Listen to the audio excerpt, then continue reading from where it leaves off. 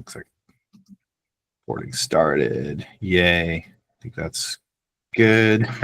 Well, welcome everybody. I'm Mike Davila. I'm really happy to be here with you guys today. We have a couple special guests. My good friend, Peter Guzman, who's a former Rice, Grinnell, and Wash U admissions rep from many moons ago. He and I met in graduate school, I think like 15 years ago, Peter, is that right? Sounds about right. That's crazy. We're old, officially old. We also have Kim Pyle joining us today. She is one of our absolute superstar essay reviewers. And these folks are going to bring some outstanding perspective, I think, for essay writing. And of course, we all know how important essays are in this day and age, but we're going to hammer down on both the art and science of writing essays in today's workshop. A couple of administrative notes before we get going. The first being we just, as a business, transitioned to Google Drive, Google Meets, all that kind of stuff. Guess what? We're learning.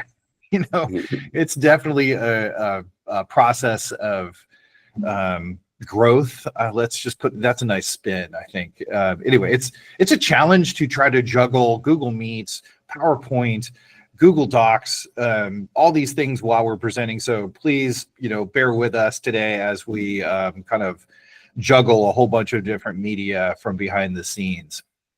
Let me go into the next slide here now. And again, welcome to everybody. Okay, so what are we going to cover today? Today, we're going to cover the art of writing essays. Hey, what do the admissions people want to see? I get that question all the time. So we're going to dig into that and again, get some kind of outside perspective on that so we can all write really good essays. What are the different types of essays? Because there's a couple different types out there that we are going to need to write this semester and into the summer and into the fall. How do we begin this essay process and write a meaningful essay? We're going to cover some do's and don'ts and then also give you some example essays.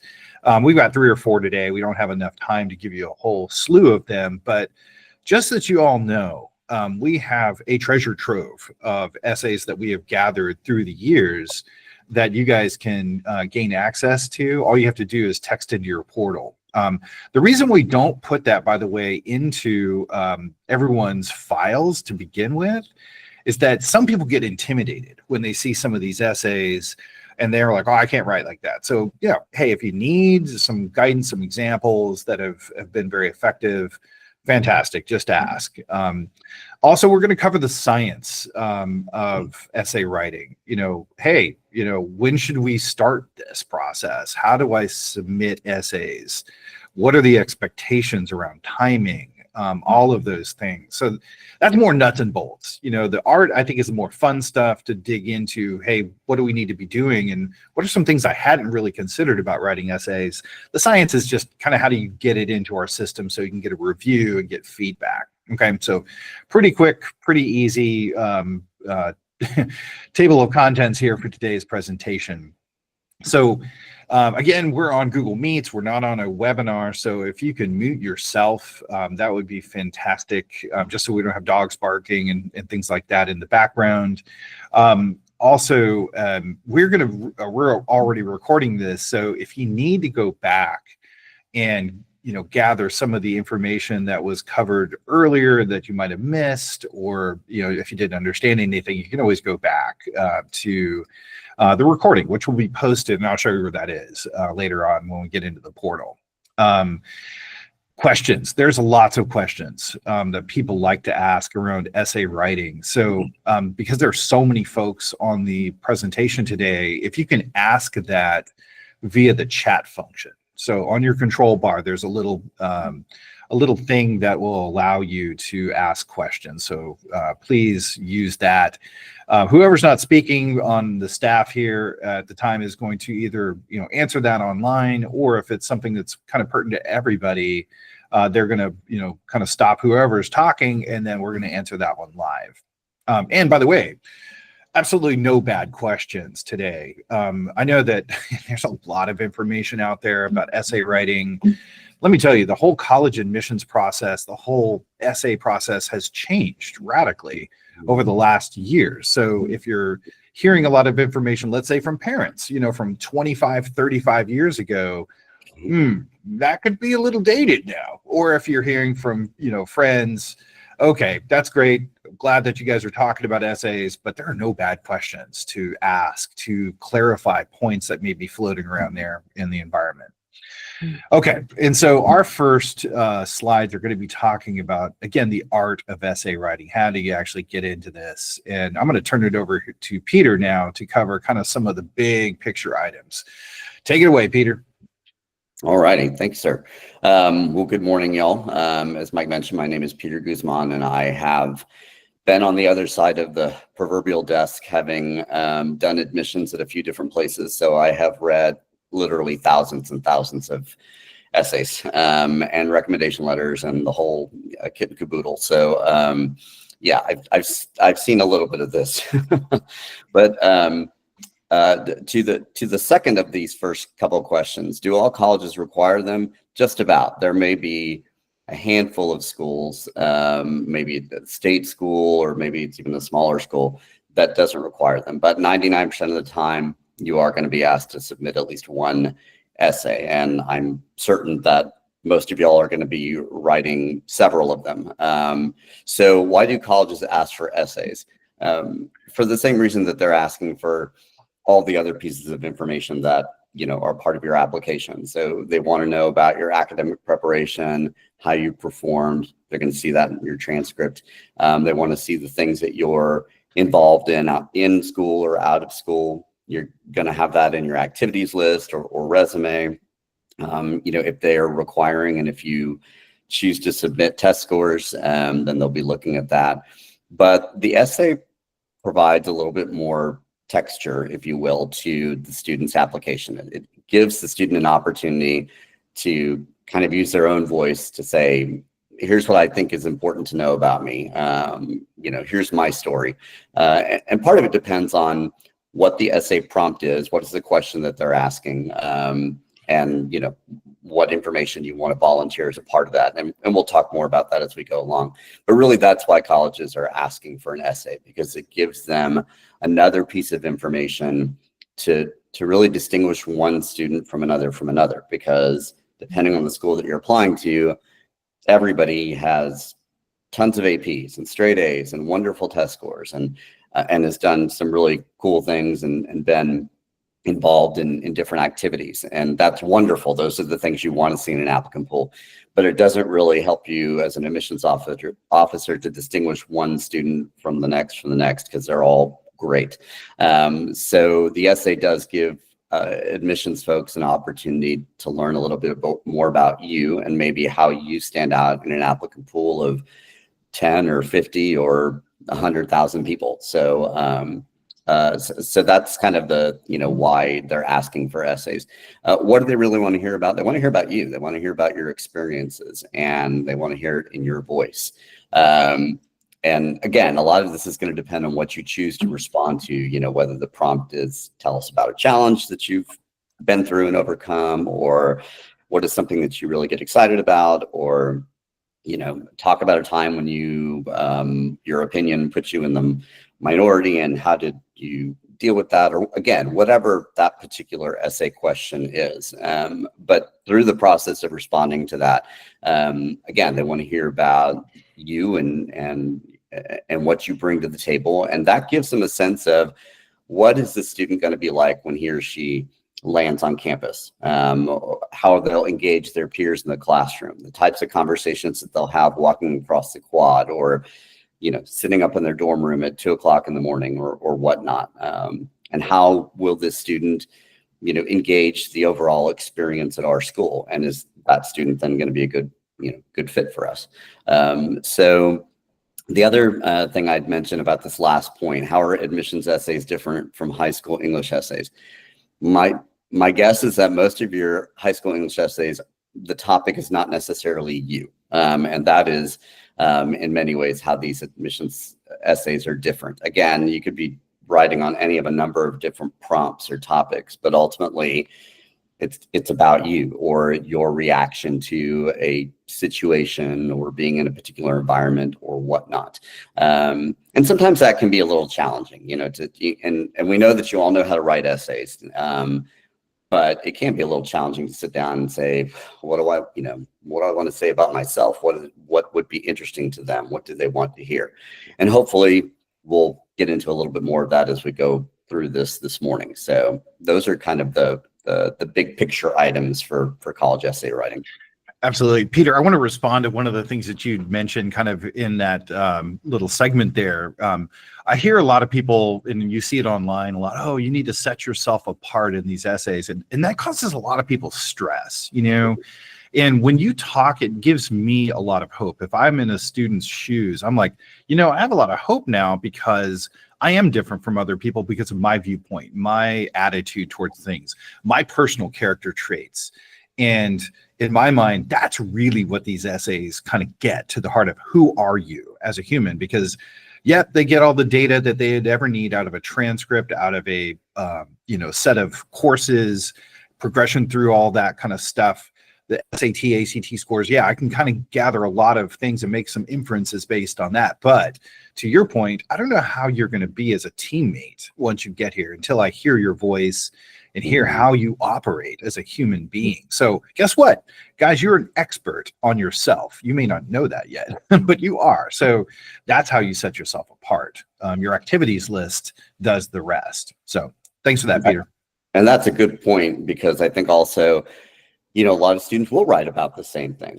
There's a lot of students who play soccer, who play softball, who play football, who are in orchestra, who are in band, whatever, fill in the blank, who've taken a mission trip, et cetera, et cetera. So that doesn't necessarily in and of itself set you apart, because a lot of other students in the applicant pool have done the same thing. But your perspective on that particular experience and what you got out of it, that is what's going to be different. So, I've worked with admissions colleagues who are like, okay, I've read the same essay essentially 12 times over from 12 different students, because they all had the same study abroad or mission trip or something like that.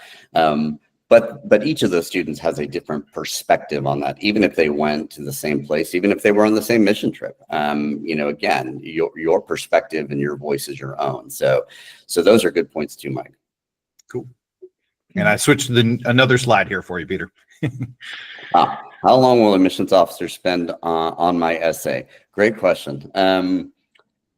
At the beginning of the process, and typically admissions officers are reading applications from probably mid-November through the end of February. At the beginning of the process, you typically have more time to spend with an admissions file and on an essay.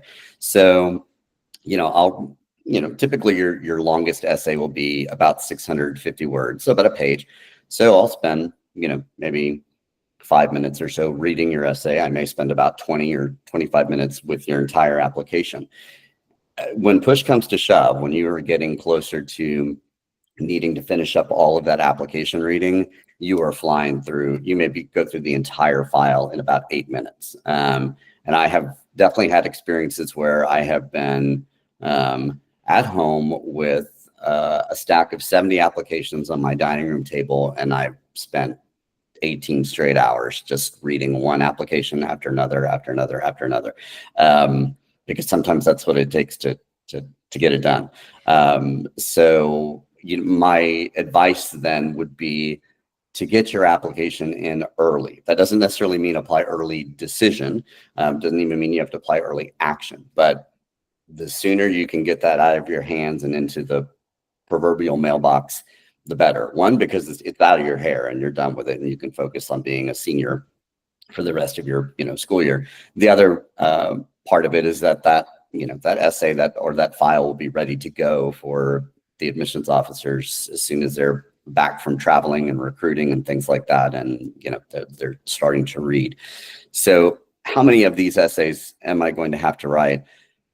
I've worked with some students who've literally only had to write maybe 5 or 6 total. Again, depending on the number of schools that they're applying to and whether those schools require essays. Some schools require, you'll typically write kind of your main or your core essay, and then you may have some shorter supplemental essays, why I'm interested in this major, or here's this extracurricular activity I've been involved in, or something of that nature. But most students, I think in our experience, are probably applying to about 10, maybe 12 schools. And if you assume that maybe each of those schools will have 2, possibly 3 supplemental essay questions, then, you do the math. You're going to be writing, maybe 20, 30 essays, possibly more. Now, many of these may overlap. So it's like, okay, well, I already answered the why am I interested in this major question for that school? Can I use the same response for the same question at that school? Yeah, absolutely. Obviously, you may want to tweak your language. But yeah, so you don't necessarily have to, reinvent the wheel. You're going to be able to quote unquote recycle some of these essays, but you should expect that you're going to be doing a fair amount of essay writing. And that's why we are starting the process of talking about essay writing, so that we can start to tackle these individually, you with the consultant that you work with, that you can kind of take these kind of one at a time and not kind of jam them all together in the summer, because the summer will go by quickly and applications open typically at the beginning of August. So the goal for us is for y'all to have, a stable of essays that's ready to go when, you're getting into the late summer. So that's why we're having this conversation now. Absolutely. Yeah, we had 24 people leave when you said that they're going to have like 50 or 60 essays. So just joking. No, I mean, I'm with you, Peter. I've seen one, some students who are applying to maybe some non-selective state institutions. We might just need to do the core Common App essay.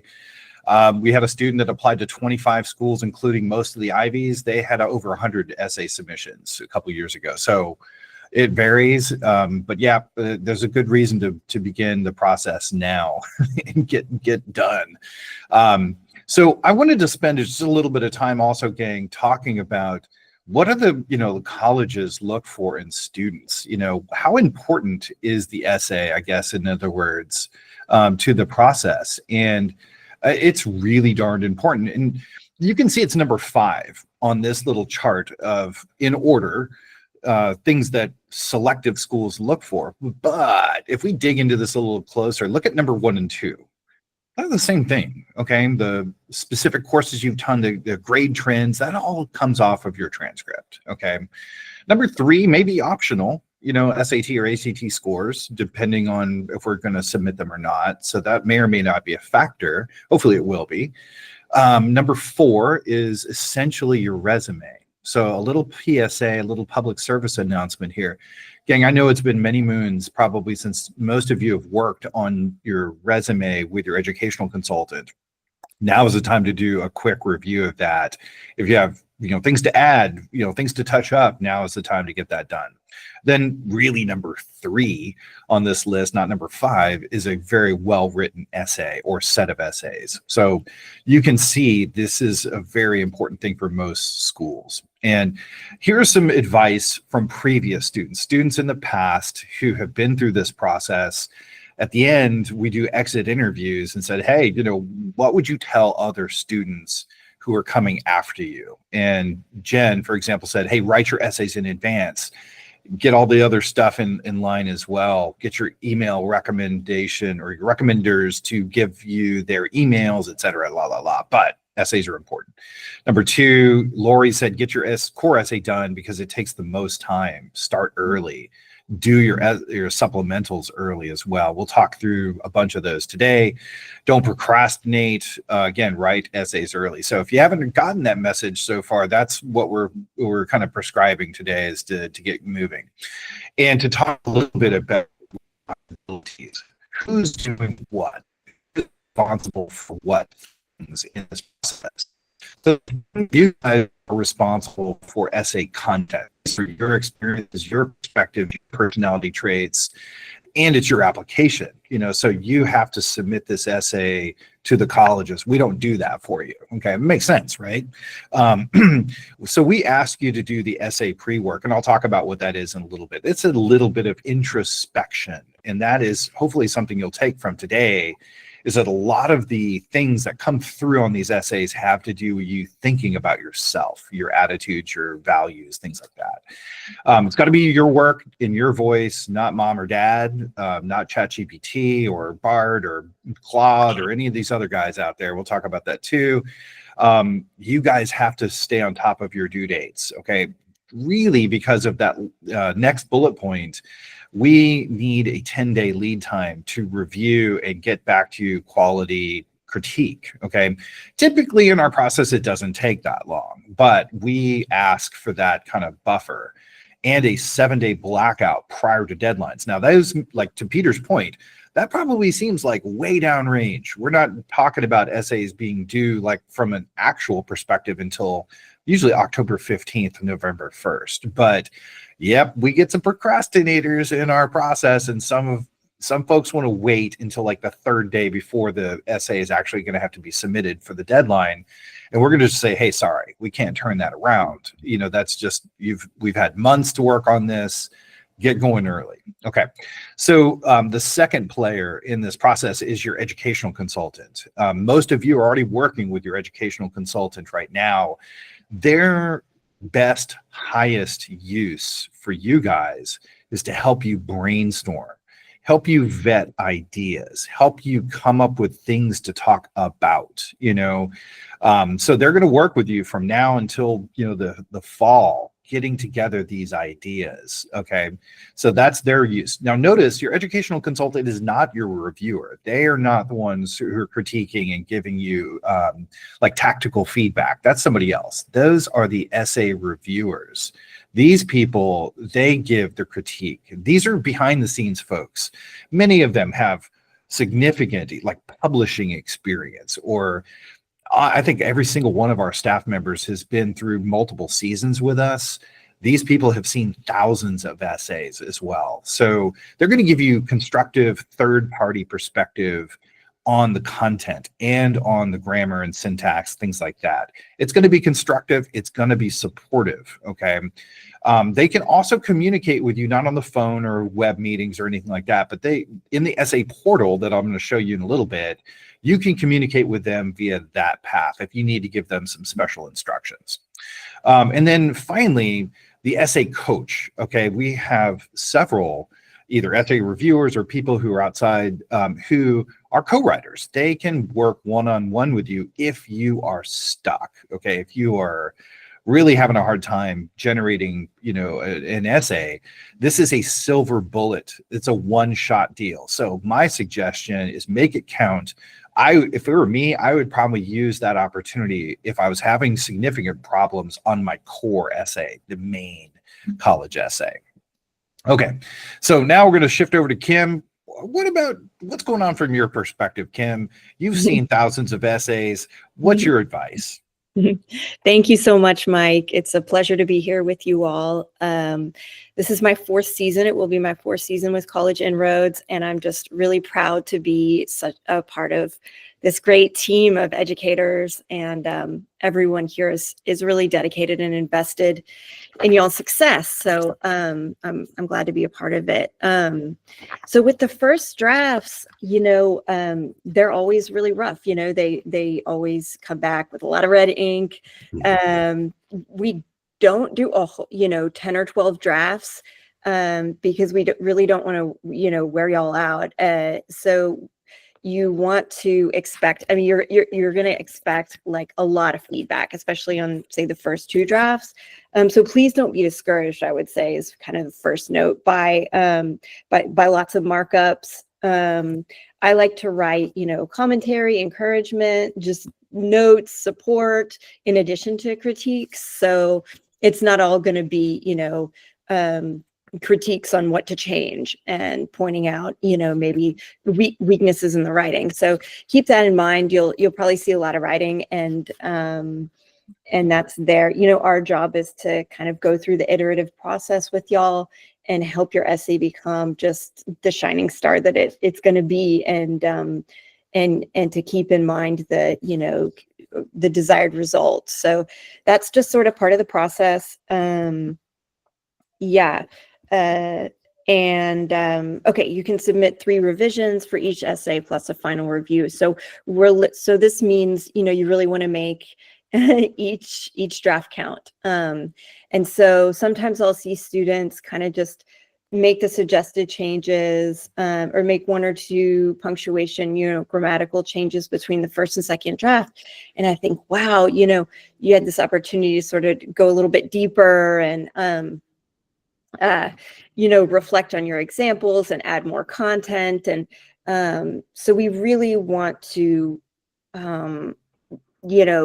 do that initial brainstorming and idea development, content development in the early stages. And I would also say, don't be afraid to push back or to ask questions, in the comments when you're communicating with your essay reviewer. Be engaged. Ask, well, why did you make that suggestion? Or how about, what do you think about, I love it when students ask me, what do you think about adding, this example that may not necessarily be related, but then I could transition into my next paragraph more easily. So we want to see communication. Yeah. And then the final review really is final unless you're going to need additional coaching. So, yeah. So kind of make those changes as early as possible. And the effort that you put in early on really will be reflected. We know that you have a lot going on, a lot with school, a lot with extracurriculars, a lot at home, and we, respect that. And also it'll just be easier for you if you kind of put that extra effort in early. You can request additional help if needed. We recommend that you do so kind of by draft 2, and that's, as reviewers, we'll try and catch that early on too, so we haven't made it to the 4th draft and then we're suddenly thinking, oh, we want to change course entirely, and you're feeling really overwhelmed. We're going to do our best to catch that early on. And so the essay coaching is one-on-one, and like Mike said, it's help with co-writing, really help with idea development, and so we're there for you in that way. And to that note, this really is a supportive environment. You have your educational consultants to talk to. Our admin team is incredible. Everyone on the admin team is amazing. Lori, Leah, she does so much. Of course, Mike and Peter. All right, spearheading I used to spearhead. There are leaders, so yeah. But as a reviewer, we are also really invested, and we want to support you. We want to see you win. We want to root for you, and we believe in you. We believe in this process. So yeah, that's what you can expect, and we hope that you do feel supported throughout. We have high expectations and confidence in you in terms of being mature and attentive and committed to the process. Yeah. This is your life, your process, your next 4 years that you're kind of thinking about and planning for. So yeah, we expect you to show up for the process and not make mom be the arbiter. Right on. Yeah. For sure. Kim, one of the things too, as you were talking, I was thinking about all the work that you guys do. I mean, we reviewed 3,000 plus essays last year as a team. And one of the things that strikes me about the work that you guys do is that you're reading between the lines. Yes, of course, you're looking at syntax and grammar and content. But what I rely on you guys to do is to look and say, how did that hit me as a impartial third party observer to the essay content? Whoa, that took me aback, or wow, I was super engaged, or that's the kind of feedback, gang, that you can expect from your reviewers, So if it looks like, hey, I'm not getting a whole lot of critique, or that means good things. If you're not getting a bunch of red ink and tons of comments, it means it's probably hitting on all cylinders. And you're going to hear that too in the summaries. So anyway, that's fantastic. The other thing that it crossed my mind, Kim, when you mentioned the last piece about having high expectations, what was interesting to me about this type of writing is that it's probably the most important writing a student is going to do in high school that they're never going to get a grade on, ever, right? So that's why I'm like, hey, man, hey, guys, be committed to this. This is important. This is about you. We're not going to give you an A+ or a B or anything like that. We're just going to give you critique and feedback. The college is going to give you the final grade. Yeah, you're in, you're waitlisted, you're out, whatever. So yeah, that's what we're doing. Okay, and now we're going to move on to some concerns. I know that these pop up from time to time. Go ahead and take it there, Peter. Yeah, no, I don't have anything to say. And I think that is a common one. Or what is it that they want to know about me? Or, what would be interesting? Or, part of it could also, and part of it goes to that second point. I haven't had any hard or bad experience. I haven't gone through any bad stuff in my life. I have a stable home and I go to a good school, and and that's fine. The goal behind your essay is not necessarily, okay, what is some traumatic experience that I can reflect upon and that they'll be able to learn about my resilience and determination and things of that nature. So everybody's got a story to tell. Everybody's got their own unique story to tell. I think what is important is how you tell it, how you say it. And so I remember reading an essay that somebody was like, it was like, tell us about your background or where you come from or something like that. And it was, the student did that, but it was like, I live, with my mother and father and my sister and my dog and a cat, and I do this and I do, and they literally, they answered the question, but there wasn't a lot of, spirit there. There wasn't really anything that, so on the one hand, you could say, okay, well, the student has answered the essay question, which is important, but what have I learned about that student? What have I gotten from that, narrative? Not a whole lot, other than the fact that I now know that you have, a dog and a cat and a sister and so on and so forth. So, again, the topic, it doesn't necessarily have to be, I, cured cancer or made the first man moonshot or, whatever. And if you did those things, great. But, it doesn't have to be this extraordinary experience. It just, again, has to be, what you're reflecting on and what we learn about that. I'm not that special. Well, your parents, I think, and I would hope, would probably disagree with that. But there is something special about you. Again, there's only one of you in the universe. And there's only going to be one of you in that applicant pool. That, yes, we'll have 50 or 100,000, applications.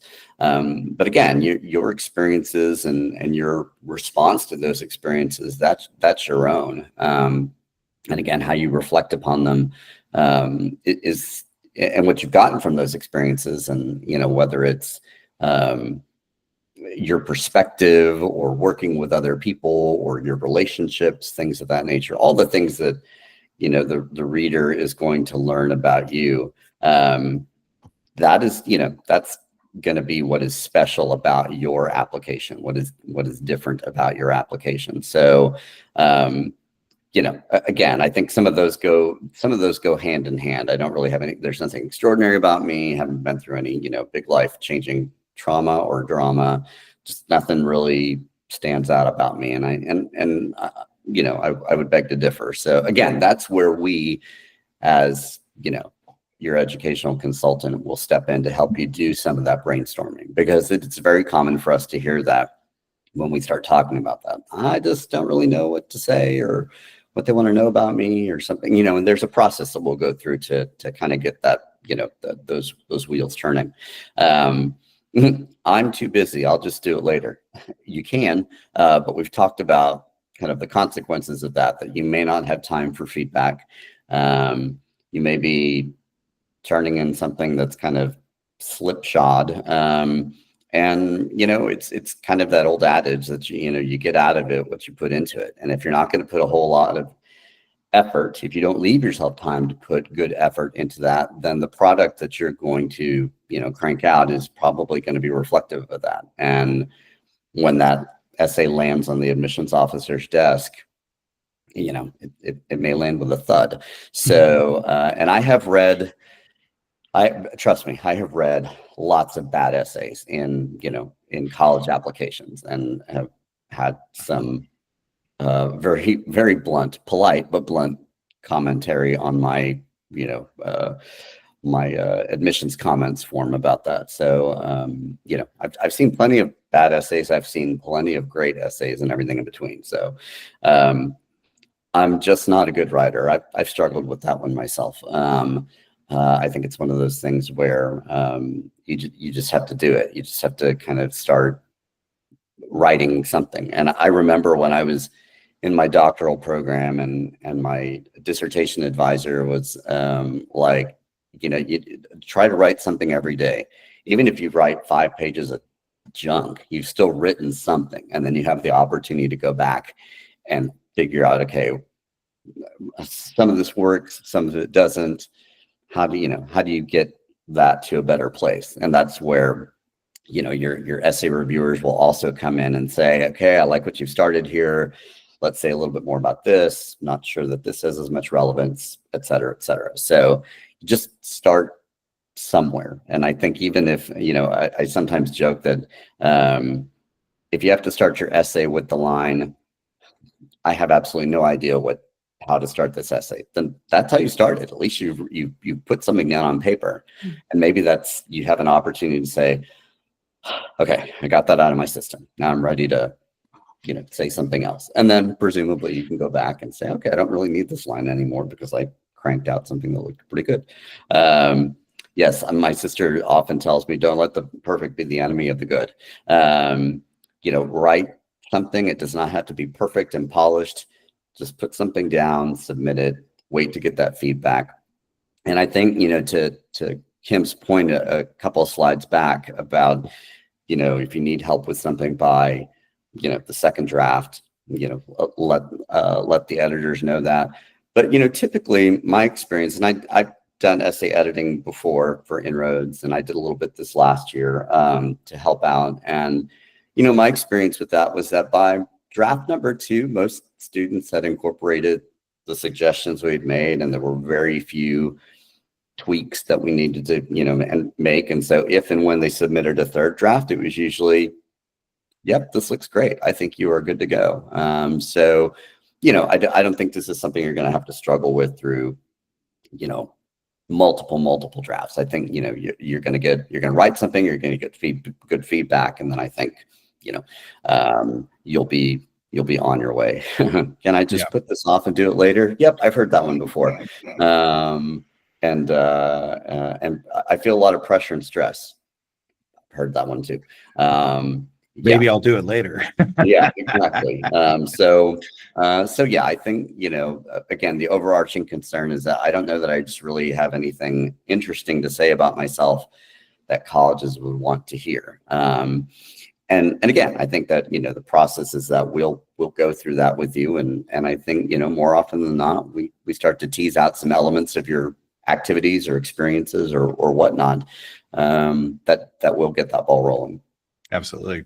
Thanks, Peter. Yeah, you hit a really great point. We do have a process, and that's the reason why you guys probably hired us in the first place. So that's really good. It is iterative and it's set up for support. So there we have it. So thanks for that, Peter. I'm going to hit a few basics here. I think a lot of this has already been talked through, so I'm going to hit it pretty quickly to move on. But you guys are going to write a core essay for just about every single school that's out there, and it's usually going to be via the Common App. The Common App is the granddaddy application out there that I think like 1,100 schools are a part of. It's going to be the same essay for each of those Common App schools, so you're not going to customize it per college. And guess what, gang? It's a whopping 1 page. That's it. That's your longest essay that you're most likely going to have to write, unless it's some special thing. But The idea here is that it's 650 words. It's not War and Peace where you're gonna have to write a 10-page expository essay. Nope, it's a page. And for some of us, that's a challenge because we have a lot to say. So anyway, just to give you that background, you're also, like has been mentioned before, you're going to be writing some other supplements for most schools. Most of you guys are applying to more selective colleges. So those typically come with a little, some more bells and whistles, which is more supplements, but not all colleges have those. These change all the time. Like the core essays, those are going to be the same this next year. We just got that word from Common App yesterday. But the supplements that Duke, for example, or Rice or whoever, they can change their specific supplements, and they do often. Okay, that's the reason why we're doing what we're doing here in the spring, which is writing some what I call model or initial supplements that are not necessarily geared toward any specific school. And we're not going to know your specific school lists essays, the supplements, until August 1st. Or thereafter, because they don't publish them typically on their websites. Sometimes they do, but most of the times they don't. So when the Common App opens August 1st, that's when we go have a peek. Okay. However, if you are an overachiever and you want to go back and see, hey, what did UT, for example, ask us last year? That's in your portal. I'll show you that in a bit. Okay, so use a process. We're going to cover that on another slide. Start your core essay with an anecdote, a situation, statement that grabs your reader's attention. That's the hook. When you hear people talking about a hook, that's what they mean. Why? Because sometimes your essay reviewer may have been just at essay review for the last 8 hours, and it had 62 essays they just read. You want to kind of keep them awake. I mean, that's the whole idea with that, okay? Know that this is a narrative. This is not like the, kind of going back to the whole high school essay thing. This isn't that. You're not comparing and contrasting. You are in the core essay, and we're talking about the core essay here, not supplements. But the core essay is an arc of time that you're talking about. It's a narrative through that time. And you really want to cover some ground with that, which is great. And you want to avoid using passive voice, which you guys all know what that is. If you don't know what it is, just Google it. Easy peasy. Okay. The beginning and concluding paragraphs, to me, in my estimation, are probably some of the most important writing you're going to do, because one, you're going to hook your reader, and then two, you're going to sum up what they really need to take away. And again, if I've just read 62 essays, I get to your last paragraph, it's a real help for you to kind of hit me upside the head and say, hey, by the way, this is the reason why I told you all this really good information.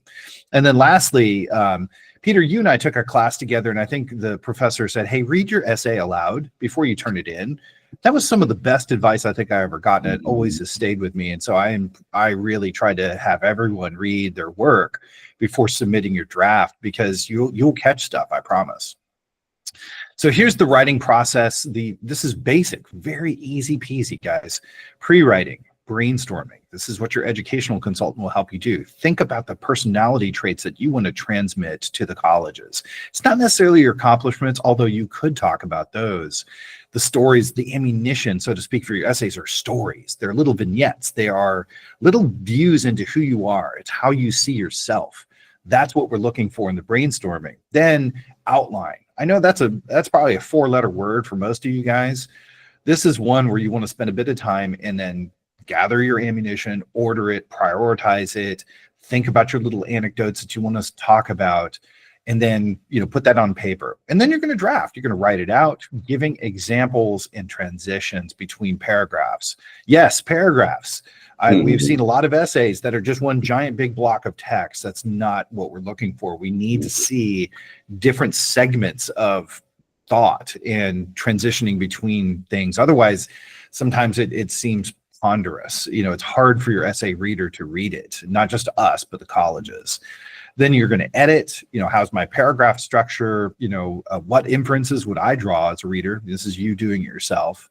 And then finalize it, read it aloud, check for spelling and grammar, look and see, hey, we're going to be using Google Docs, guys. It automatically tells you spelling areas. So you shouldn't have a bunch of that stuff, even just on the front end going into the Inroads portal. And your essay reviewer, your essay your educational consultant and essay reviewer will help you with assigned due dates. I want you guys to know that once you've met with your educational consultant for brainstorming, we're not going to give you like 3 months to write the thing. We're going to put you on a pretty short timeline so that we don't forget. They're going to record your sessions too and send them to you if you need it. But I would say 5-6 days, that's a good turnaround time from your initial brainstorming. Okay, so I want to give you an essay example, surrounding what we call the hook. Okay, this is a good example of somebody who, wrote something that was pretty nice to kind of kick it off. So again, this is where my my Google knowledge is going to be a little bit weird. Okay, so let me undo PowerPoint here. Let me stop sharing that. Okay. Okay, so can you guys see the screen here with this essay? Hopefully you can see it. Peter and Kim, maybe you guys can tell me if you could see the old Common App Core essay. Is that it on the screen? Yep. If you could enlarge it a tiny bit, otherwise we can work with that. Okay, let me enlarge that here. Okay, let me see if I can do that for you. Sorry, I can't right off the top of my head. No problem. Sorry. Okay, so let me read this to you. This is an old Common App Core essay prompt. So this is not one you're going to probably see, but considering your lifetime goals, discuss how your current and future academic and extracurricular activities might help you achieve your goals. As the blood spurted up across Dr. Cunningham's face, I began to see just how interesting oral surgery could be. I watched as he put a collagen plug in place and slowed the bleeding before my heart rate began to fall a little. And I realized that I probably just found my perfect profession. This is my first day shadowing Dr. Cunningham, and this internship, now turned into a full-time summer job, is quite possibly the most important thing I could do to reach the goal of someday becoming an oral surgeon. Now, what's interesting is the student goes on, and this is the first draft. Academically, I'm on track to become an oral surgeon. I took 3 AP classes last year and be taking 4 blah, blah, blah, blah, blah, blah, blah. Well, guess what? You had me, then you kind of lost me. Okay, so just know that that is a fantastic hook, but now we need to go a little deeper, and by the way, they're going to see what APs, all their transcript data on something else. So don't waste your time talking about courses and stuff unless you really want to make a point about those courses specifically. So, all right, so that's the first little example I wanted to show. And let me rearrange screens here again. Sorry about this, gang. And come back into this. And now we're going to go to some tips. So over to you, Kim. Great. Thanks. Yeah. Try and run through it. Mike's so fast. I'll try and speed up my pace. Okay. Write about subjects that energize and excite you. This is really important. This is, your opportunity to showcase your character, your experiences, your achievements, and convincingly demonstrate, what you have to offer to the community. So the mood that that you're writing the essay in, the energy level that you put in is going to translate. So if you're feeling uplifted, if you're feeling kind of energized about a subject, then that's going to show, and it's going to keep your reader engaged. And so definitely write about, it sounds kind of like a no-brainer, but choose the subjects that that you feel excited to talk about and that about, and it'll be more enjoyable for you if you feel like, yeah, I could talk about this. This is fun. So as Peter mentioned before, yeah, no need to take on like building cold fusion reactors in your garage if you're not a physicist, and or take on fate versus free will in Shakespeare if you don't really, if that's English literature, like early English literature, isn't your thing. So just write about, I had a lot of students write successfully about things last year, that, one wrote about racing dirt bikes with his dad and growing up kind of having that bonding activity with his father, and they ended up traveling all over, and he learned about, the balance between like taking risks and pushing himself physically, and also being really in the moment and being aware and careful at the same time, and how to look out for things around him, look out for obstacles. And another wrote about all these beautiful pieces that he made in woodshop. So he talked about carpentry. And another student wrote about like playing kick the can with his older sister and how that developed a sense of like healthy competition for him. And so anyway, yeah, write about subjects that really resonate with you. Check for overused words, and use the thesaurus on your computer. So if you use the same action verb like 8 times in your essay, it's not going to hold the reader's attention as much as like diversifying your language. And so use the thesaurus. We all do it. It's okay. There's also like word web, a word association resource. There's lots of great resources out there. So get creative, get curious. Choose words that you would normally use. Yeah. So here, this is really about like no excessively complex language, legal language, that can sound stilted. So you don't want to intentionally use words that you would never, use and that don't sound natural. It should sound okay. So the language that you use is meant to amplify the message that you're conveying. And so if you think that you're using smart or advanced language and write phrases like, well, in the aforementioned example, or, hereafter referred to as, it's going to kind of not sound so natural and distract from your message. So that's what that's about. Also really important. You do not want to produce or turn in an essay that sounds like ChatGPT wrote it, or your mom kind of writing it, had a big hand in writing it for you. Yeah, you don't want to do that.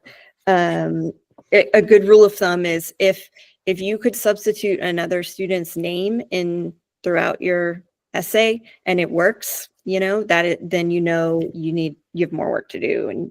And let's see, other things.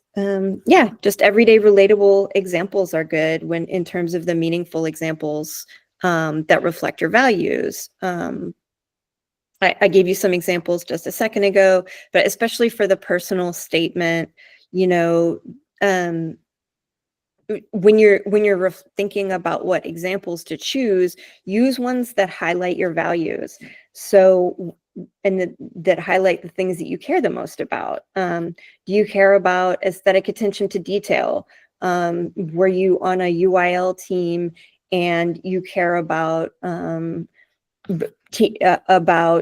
creating environments for your coworkers and friends to feel comfortable to express themselves? So kind of a people first value. Do you care about, innovating over leaning on established ways to create a product?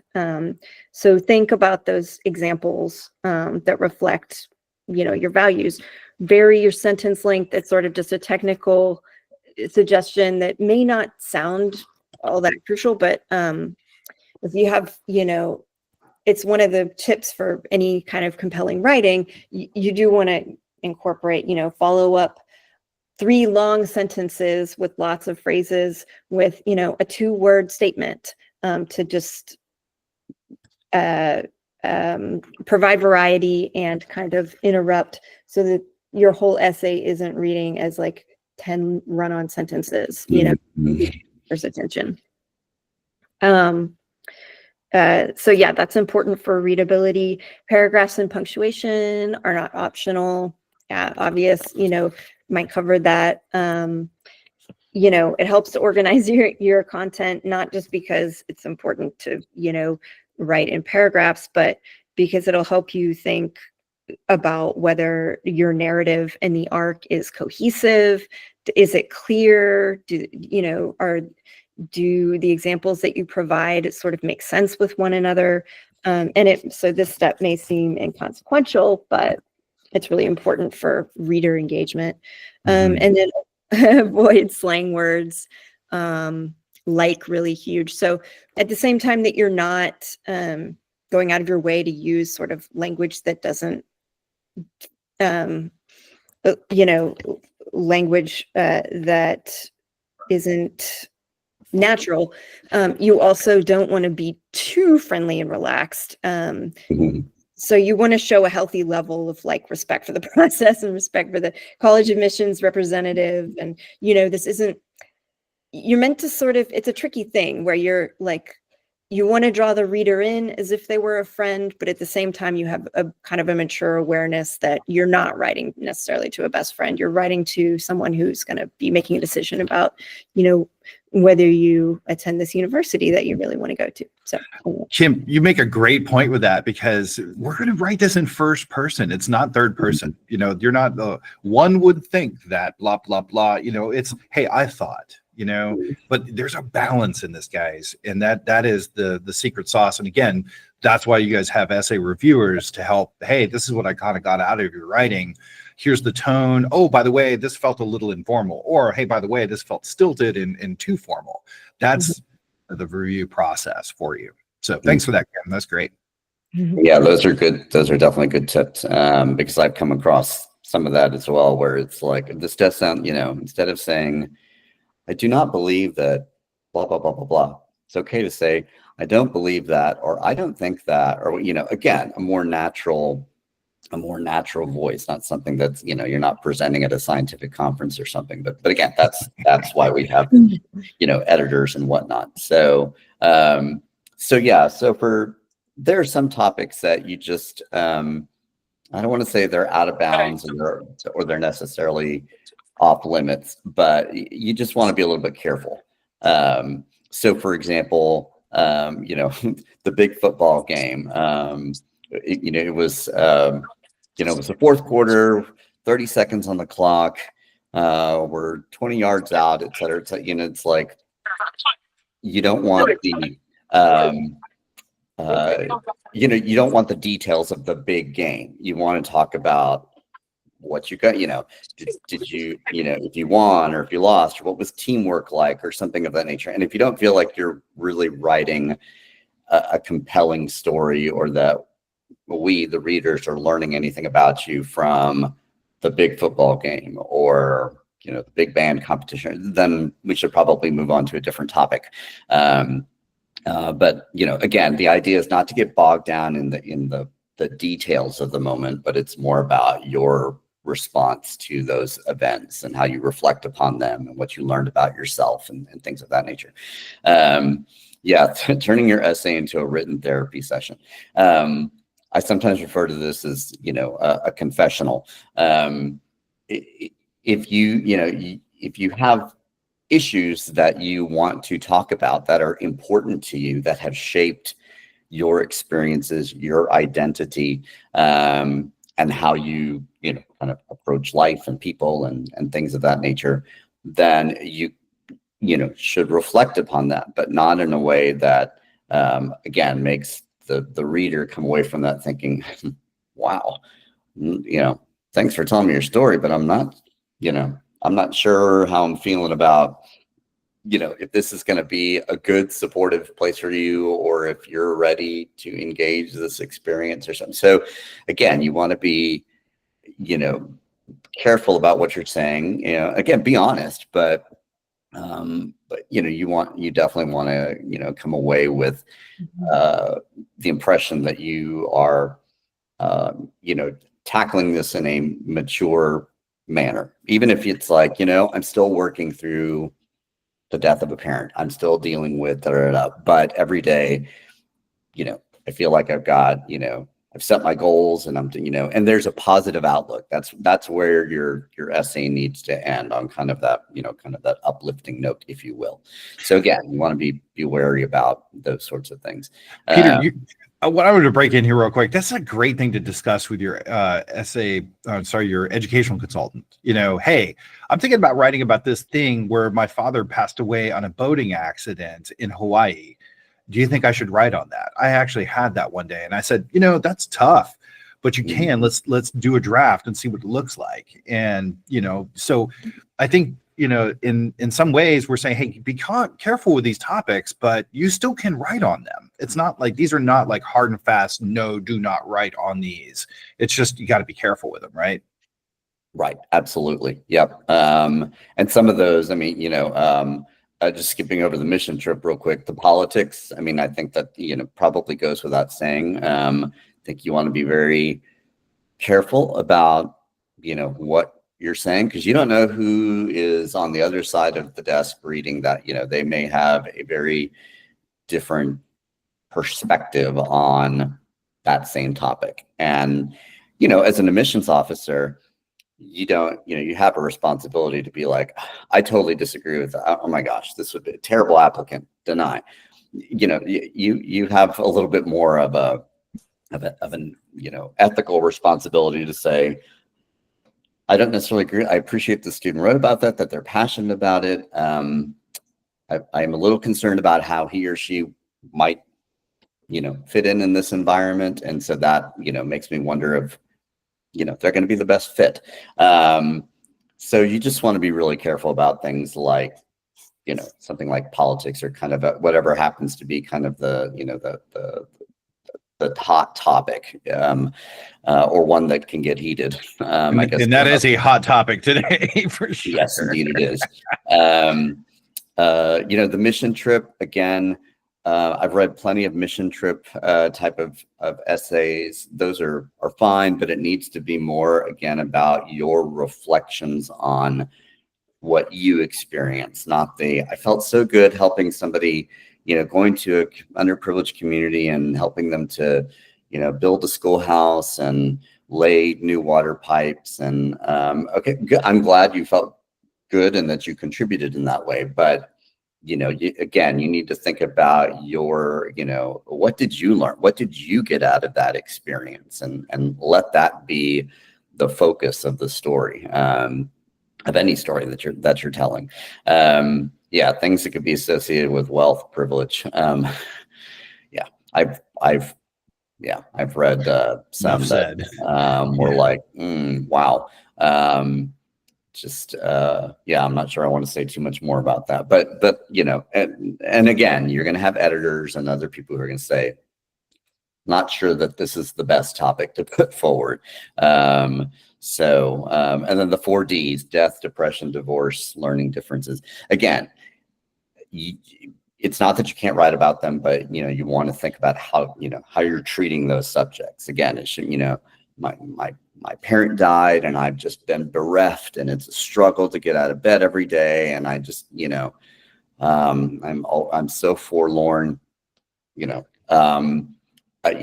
can approach that topic differently, and again, if you're struggling with it, then we probably need to think about changing topics, and that's okay too. I always tell students when we're doing essay brainstorming, hey, if you're just not getting traction with this particular idea, it is perfectly okay to crumple it up, throw it away, and start with something new. Not a problem, and I've definitely had plenty of students who have pivoted to something different, and that worked out much better for them. Perfect. Awesome. Thanks, Peter. All right. A few essay rules, just clear and simple. Answer the question, damn it. I mean, that's it. I mean, when I was in your shoes, I used to have the strategy of, I don't really like this question, so I'm going to write some flowery BS and maybe I'll get away with it, right? But that's not this. We want to go and make sure that we answer all the elements. And sometimes the colleges, I hate to say it, are really bad at asking good, cogent, clear questions. So you need just to go back and double check, did I actually answer the question? Especially if you're recycling your question, like your response from one university to another. Yeah, you want to make sure that you're hitting all of those, because sometimes the prompts are just a little different. Stay within the word limits, no worries there. The system will tell you what the word limit needs to be. Our only ask is that you don't write like a 1,600 word essay and then ask to hey, reviewer, could you trim that to 300 for me? That's a big ask. So try to at least get close. Don't have your parent or ChatGPT write it. We've hit that a few times. Don't write something that you think others will just want to hear. I want you guys to think about, hey, vulnerability. What were my emotions around this thing or this event? What are my inner thoughts, about something? How did I make decisions? How do I see myself? What are the perceptions around whatever I'm talking about? And how have they changed through doing this activity or going through this process or this challenge? How did they change? How did I change the course of my life because of, being part of the debate club or something? Okay, great. That shows maturity. That is self-reflection. That's what's being asked for in some of these essays. Values and then points of pride. Those are the things that are really pithy. That's when I think about being an essay reader, those are the kinds of things that I get excited to read. So just, kind of grasp onto those. Mm-hmm. All right. And here's a little bit more from Kim. Yeah, just following up on what Mike said about points of pride, you really want to illuminate the parts of yourself that you're really proud of. So you can ask yourself questions like, when have I inspired someone? And it can be an everyday example. That's perfectly acceptable. It's how you write about it, how you kind of take notice and integrate and talk about these experiences. What subjects, people, philosophical concerns really hold a lot of curiosity for me. And so this is your opportunity to kind of do that inner work too. What do I really care about? What do I love? What activity do I love? What do I love learning? So anything, that you can develop around your intellectual curiosity and your learning is going to be what admissions representatives want to hear about, and they want to know what you've already done, like what give examples about what it's kind of your geek out a little bit. If you know a whole lot about applied math, enlighten us. You probably teach me a lot and that will be impressive. That'll be memorable. Yeah. And I think there's also a whole lot of work that you do kind of with your consultant before this time, so that you should have a good idea of kind of, what character traits and skills and talents you want to highlight. I think you do a personality assessment. Is that right? Mm-hmm. Yeah. And a U science assessment. So you'll have done some work leading up to this to make this process a little easier. Consider writing about your passions, goals, and ambitions. I mean, that's pretty self-explanatory. And give evidence of how you've applied these passions, goals, and ambitions, and how they are playing out in your life, like currently, recently, in high school. Goal to tell colleges something new about what you bring to campus. So if you've already talked a lot about, baseball or band or cheer or something, what else can you add? How can you kind of fill out this picture of who you are, so that you're adding something new and holding their attention? Yep. Let's see. And also, what do you intend to bring to the campus? Yep. That is a big one. You're definitely answering that question. So it can be like concrete, like I intend to bring my skills in 3D printing. It's really literal and concrete. Or, more sort of metaphorical or whimsical. Like I intend to bring, my childlike sense of wonder that I've held on to throughout like my many chapters this far. And here's how I'd like to apply that in theater, so you're drawing these connections. Let's see. Add surprise. This was interesting. Yeah, add surprise and intrigue by making connections between apparently unrelated story elements. So if you start your essay with, for as long as I can remember, I wanted to be a doctor, or all my life I knew that I would be an engineer. It's not quite as engaging as, someone who started off thinking, being really interested in biology and nature, and then considering topics like around religion or divinity, and somehow kind of drawing connections between, the natural world and the ephemeral.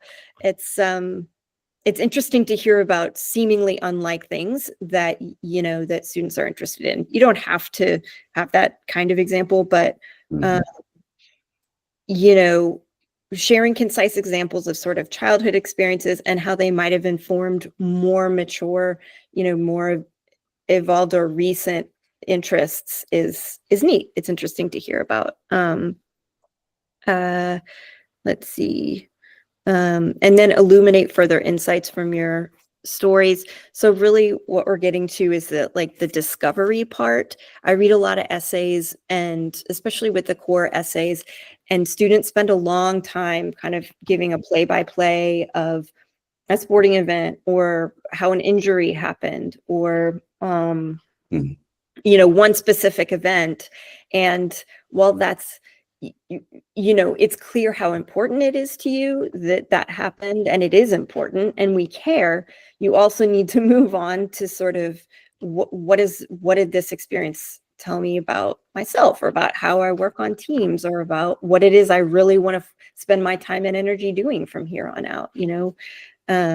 What is the insight? So you can, don't be afraid to write things like, from this experience, I learned blank about myself. Showing that ability to introspect and reflect is really interesting. Let's see. You can leave us notes. Oh, this is sort of more procedural note, but please do communicate with us. In the drafts, leave us notes in your in your writing portal. There'll be a place for submission notes. You can leave notes directly on the drafts. We really like to hear from you and want to hear where you're feeling like, oh, I'm a little less confident about this part, and I'd like some help with this third paragraph, but I like your suggestion for, or I'm going to take this suggestion, but I'd rather stick with, my idea here. We want to kind of be able to know where you're at with this, and then reflect upon your core character traits to present a clear, cohesive message. We've already talked a lot about that. So if a lot of people write about leadership, for example, so instead of just stating like, I am a leader, you'll want to describe, well, how did you lead? What did you say? Whom did you have an effect on? What did they say to you about your leadership skills? How did your leadership skills change? Even mistakes you made, that showing vulnerability is interesting too. And then shortened backstories to get to the main point. So like I said, just don't spend an entire essay talking about one event. Get to the discovery part about it. What is it meant to demonstrate about you?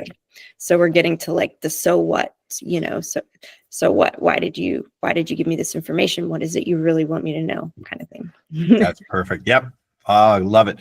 I'm going to forge ahead, gang, because I know we've got about 20 more minutes here until the end, and I want to get into some of the logistics and some other examples too. So real quick, Common App, everyone's going to be basically doing that. Again, I'd mentioned there's 1,000 members of the Common App. They just confirmed that they are going to use the same core essays from last year. There are a couple minor changes. We're not even going to bother dealing with that here. But as you go into your list of colleges, you can see by the symbols next to the college's name, the little blue symbol that you see, that is the Common App symbol. So that tells you, hey, this school is taking the Common App, which means I need to write one of these Common App essay prompts. So you can go into your writing portal right now and see these, but I've just highlighted some of the things they want you to talk about, and you get to choose one of these. So you can talk about a background and identity or talent. You could talk about obstacles. You could talk about questioning ideas. You could talk about gratitude, which is funny because that one, no one picks. I'm interested in someone tackling that. Yeah, no one picks that one. All right, number 5, a time where a period of growth happened. Looks like someone's unmuted here. Let me see if I can mute whoever's talking here. Okay, unmute, muted. Okay, there we go. Sorry about that, guys.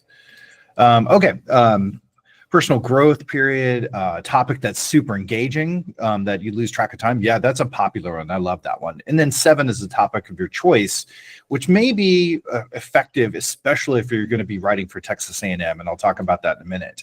If you're applying to UT Austin, you're going to have a Common App core essay that you're going to write for them, which is, again, 650 words or less. And here are the supplements from last year. Okay. Why are you interested in the major that you're looking at? Think about all your activities. Write us an essay about your activities. Why are you most proud of it and why? Okay, great. Pretty straightforward. Remember those 300-word essays? That's like half a page, maybe a smidge more.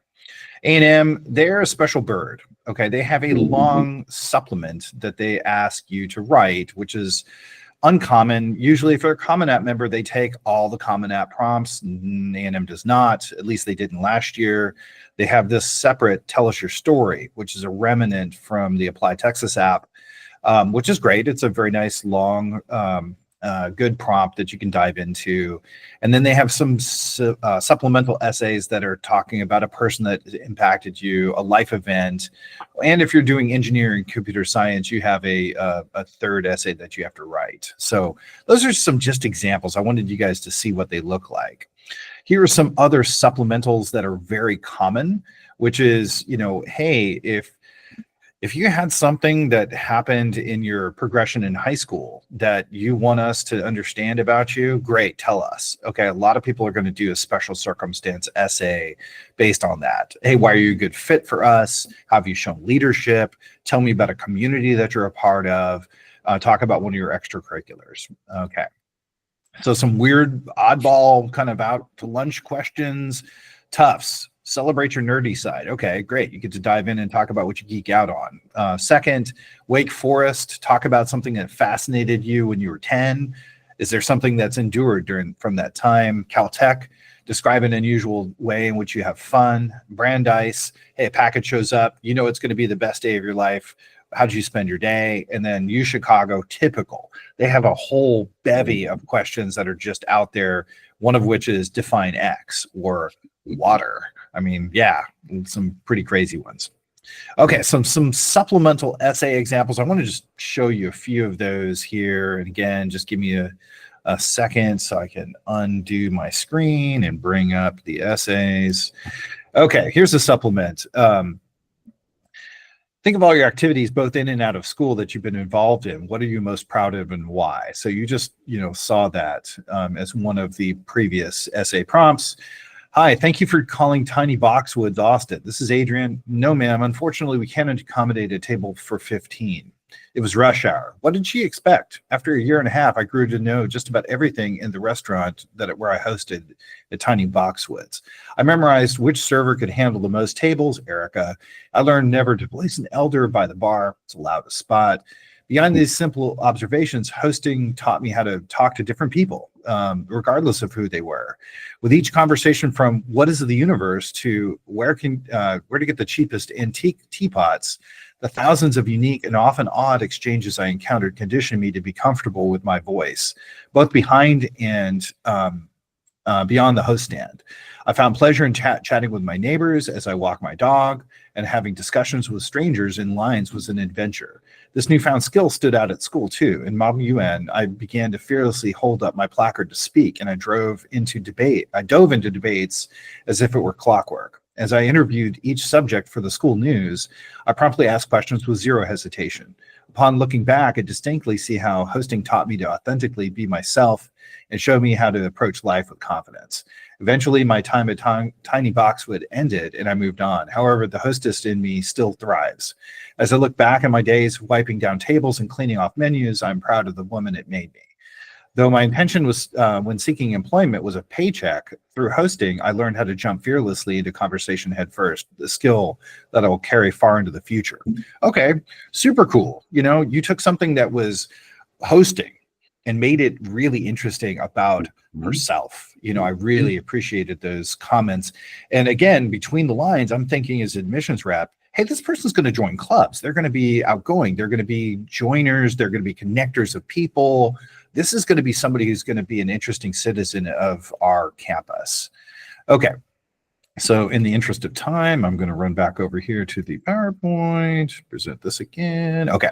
So if you need more help, get car writing. You can text us. Again, it's a silver bullet. If you need examples, text us. We've got a whole stable of Google Drive docs that can help, or you can go to College Essay Guy or Essay Hell. That's actually a website. It's pretty funny. Okay, hard, fast rules, allow for a 10-day time. We talked about that. Submit your essays to the website portal. There's a written guide, a video, all that stuff. If you forget how to do that, I'm going to show you how to do it here in a sec. Don't do pages, PDFs, JPEGs, any of that stuff. We can't review it, so we need a Google Doc. All right. We expect you guys will do the proofing and all that kind of stuff up front, but we'll come back through and it's got to be your work. Don't use AI. Okay. That's just probably the easiest thing to say here. It's supposed to be an authentic, representation of who you are. I don't think any computer is going to be able to do a great job of that for you. Okay. So this semester, what's ahead? You're going to brainstorm, draft, critique, and finalize 5 essays. Okay. So the first 2 we're going to work on are the major. Like, hey, if you're still like beside yourself trying to figure out what you're going to major in, no worries. Talk about how you prepared yourself for a college experience. Okay, no worries. Extracurriculars, most of us have something in that wheelhouse, so we're going to ask you to write about that and how it's influenced you. 250 words, half a page, no big deal. Then we're going to dive in your second brainstorming into a college match. Like, hey, by that point, you should have had some, time on target with your college list. Maybe you've got a first choice already out there. Great. Let's talk about the specific courses, the programs, the special things that XYZ school has for you that's going to be attractive, that's going to help you propel to whatever goal you have beyond college. And a community essay, which tends to be one of the more difficult ones for us to write, but it actually shouldn't be. You're writing a story or talking about a memory where you made a positive impact on someone else's life within the communities that you're a part of. And then finally, you're going to write a Common App core essay if you're choosing. Okay, so those are the things that are up in front of us for the semester. You will also make I can't speak now. You might encounter scholarship essays later in the process. We can review those for you. Summer enrichment programs. If you're applying to those this summer, we can help you with that or any other one-offs. So I'm going to spend just a moment walking through the portal with you because I want you to see actually how to work this. So let me get out of this and come back into a writing portal here. So where are we here? Okay. So now let's say we're looking at Joe Doe. He's just one of the students in our practice. Today, we're going to be doing our work here within the writing section and also I want to point out a few things in the files section. So the first things first, I'm going to go over into the files and I want to show you a few things there. So, so files. Okay, here we are. So a few things that I want you to be aware of. Number one, the general folder has an essay pre-work document. Joe is a notional student, so he doesn't have it, but you will have the essay pre-work here. I need you guys to work on that now ahead of your essay brainstorming. Secondly, essay help here, the essay guidance, there's some written guidance. The instructions, like what I'm going to show you how to do today to upload essays, they're going to be right here for you. And then this is last year's recording, but we're going to have this year's recording right here for you. So all good. Okay, so if I am now going to the writing portal, which is this little tab right here, which everyone has, it's going to send you into a screen that looks like this. It's going to load up. Now, Joe's already have some writing here and some to-dos, but yours is going to be blank when you first start. You need to be paying attention to this area right here where it says essays. That's where we're going to need to do some work. Okay, so when I click on the essays, I come into this other screen, which shows us a school view and a topic view. Okay, we're going to really be working mainly with the school view.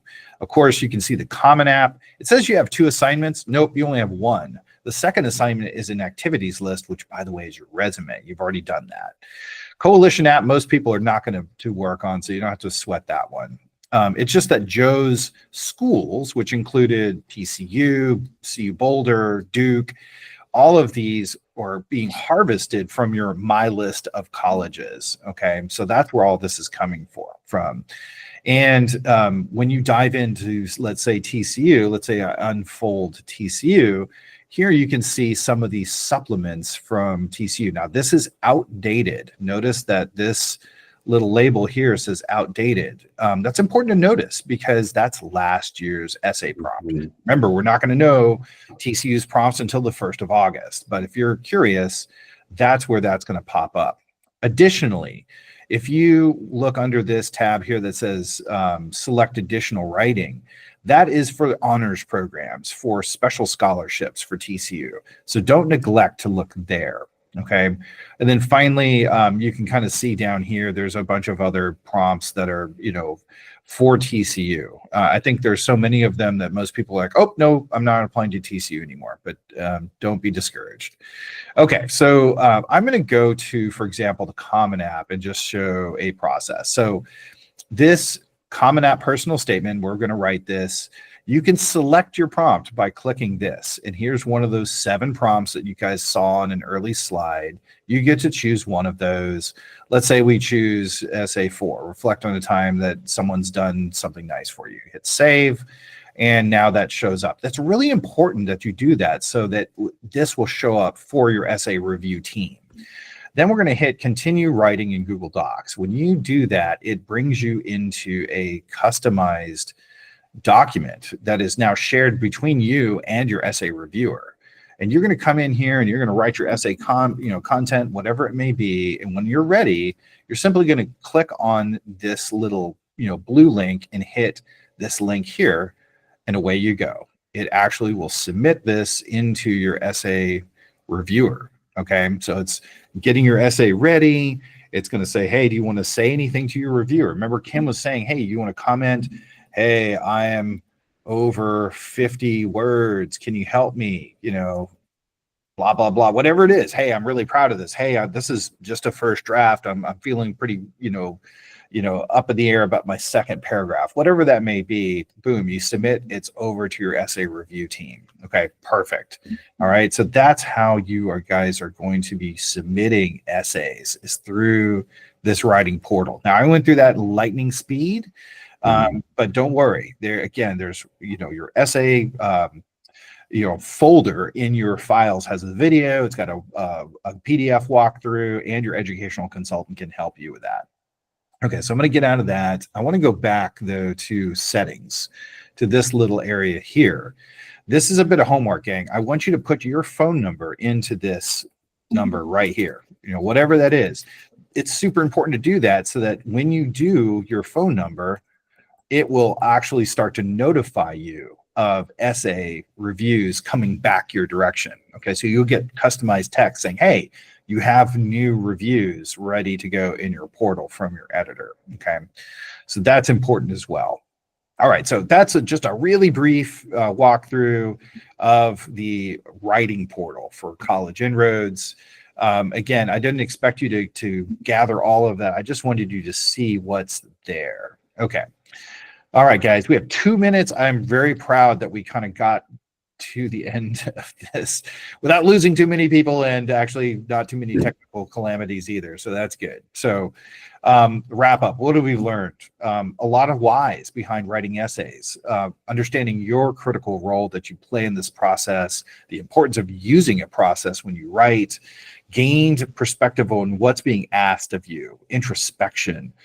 What did you get out of your experiences? Giving examples. Okay, understanding your essay writing resources, your team that you have behind you, and also a little bit about the timeline that we're on in terms of these initial essays. We want to get these initial essays written between here and March all the way through, I would say, the beginning of August. Okay, then we can dive into your supplementals that are current for this year past August 1st. So questions, comments, concerns, any of that sort of stuff that you might have. And before we wrap up, I do want to say thank you to Peter and Kim for spending time with us today. You guys' insights have been invaluable. Thank you, guys. You're very welcome. Mike. One quick thing that I would just kind of point out about, kind of what we learned today, or hopefully what we learned today is there's an anecdote that I often share with colleagues and students about when I worked at Rice. And I remember one evening. It was kind of late in the admission season. We were already, we'd read applications, and each application had been touched 2, 3, 4 times, and we were in our committee stage, and somebody came into my office at 5 p.m. with one of those big plastic mail buckets, and said, there are 50 applications in here. You can take 5 of them, and we need to know which 5 by committee tomorrow at 8 o'clock.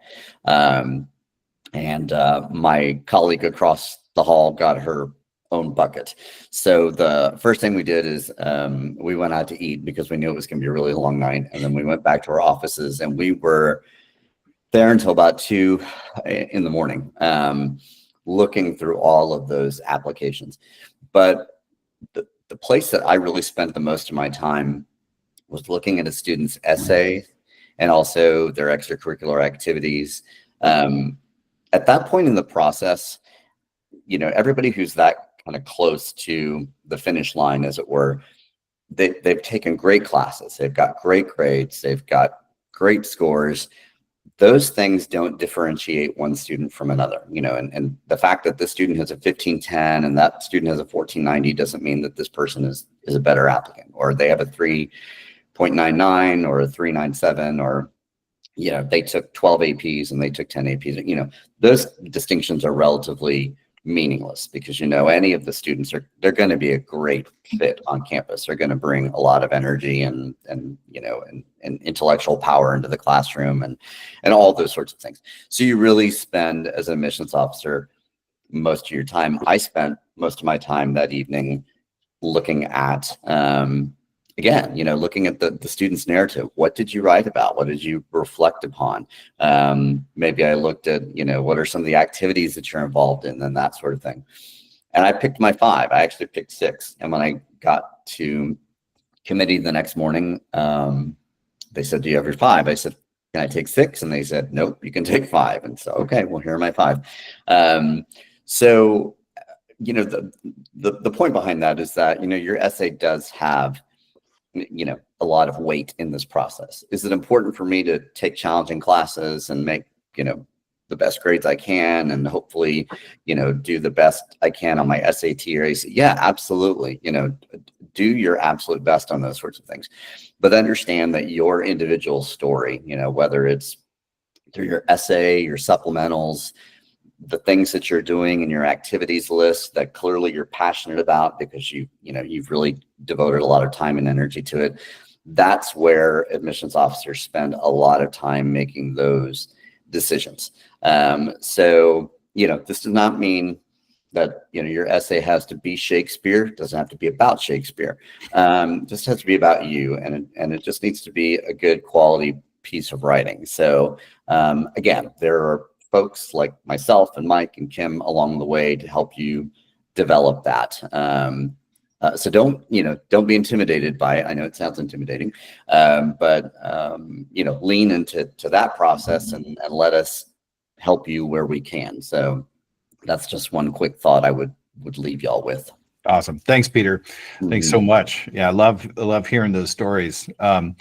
We did have a really great question. Someone put in the post and the text, hey, you said Common App prompt number 7 is specifically good for A&M. Why is that? And that's a great question. So A&M asks all students who are applying to, I'm going to preface this by saying this was last year. We don't know yet for this year, but last year they had a long mandatory supplemental that was 650 words in length, asking, what is your story? Tell us, about a time, blah, blah, blah, blah, blah. Okay. That is not a standard Common App question. That's not one of the top 6 Common App questions that are, preformed. So if you're applying to A&M, you want to answer the what is your story essay as a supplement for A&M, but that's going to end up being your core essay for all of your other schools. And you would submit that in the portal as essay prompt number 7, the kind of the catch-all for the Common App, which is write an essay of any topic of your choice. So hopefully that clears that up. Any other questions, gang? I know we've been here for an hour and a half. It's how long this was billed to be. And if you have any other questions, we'd like to answer those for you here while we're still in session. One other quick thing I just wanted to throw in, and this kind of harkens back to some of the points that Kim was covering. With in terms of write what you know, and sharing your experiences and your perspectives and things of that nature. For those of you who have done a resume meeting in the process, I always tell my students that's a great place to go back to kind of data mine for ideas. What do I want to write about? Well, what have you done? Let's go back and look at your resume. What is it that, have you spent time? Yeah. You've been doing club soccer since you were in 3rd grade.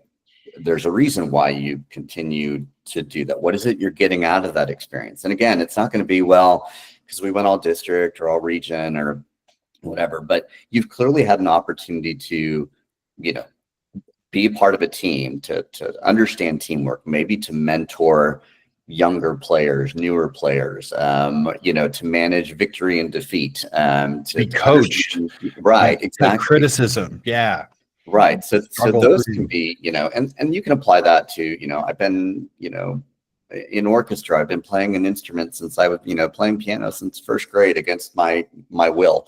And also in our resume process, there is kind of what I call the page 3 questions, where we ask about, what are 5, characteristics that you would describe about yourself, loyal, trustworthy, friendly, outgoing, da, da, da, da. What are challenges that you've encountered? What is something that you wish you might have done differently in your high school experience, and so on? And those are what I call thought questions. They get you thinking about some of those different aspects. And that may be something that you say, maybe I want to write about that. And it could be, you could just, what was one of my challenges? My parents are divorced. Okay. So clearly you probably, you're managing your relationship with each of your parents. You're watching them manage their relationship, and, kind of has that stepped up my responsibilities? Are there things that I've had to do that, I've had to be more of a parent to my younger siblings, et cetera, et cetera. So again, there's lots of good material in your resume if you, feel like you're just kind of coming up short on ideas, or things that might be interesting to talk about. So, and lots more in there. So again, that's where, we can, as educational consultants can, in that brainstorming process, we can, kind of loop back to that and see what there is to work with. Yep. Peter, one of the other things, I'm glad you brought up the resume, page 3, because the pre-work is an extension of that. We did that strategically on purpose. We kind of got the process rolling when you started your resume, but then there's a few additional, like 6 or 7 more thought questions, to your point, in this essay pre-work, which is in the general file of your file structure. So, all right, gang, I don't see any other questions in the chat. I really appreciate you all being here, spending time out of your Saturday to hear about the importance of essays. If you have other questions, please just text those into your portal, and we'll be right there to answer those. And again, thanks for being with us today. Thanks, Peter. Thanks, Kim, for joining. Mike, thanks, everybody. Absolutely. Thanks, take care, gang. Bye-bye. Take care. Enjoy your Saturday.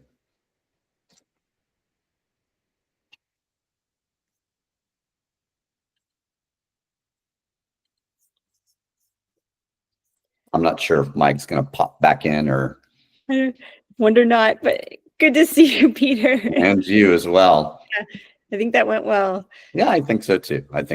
So there's always, it's particularly for somebody who's done this forever. And you could probably go and, talk about this all day long.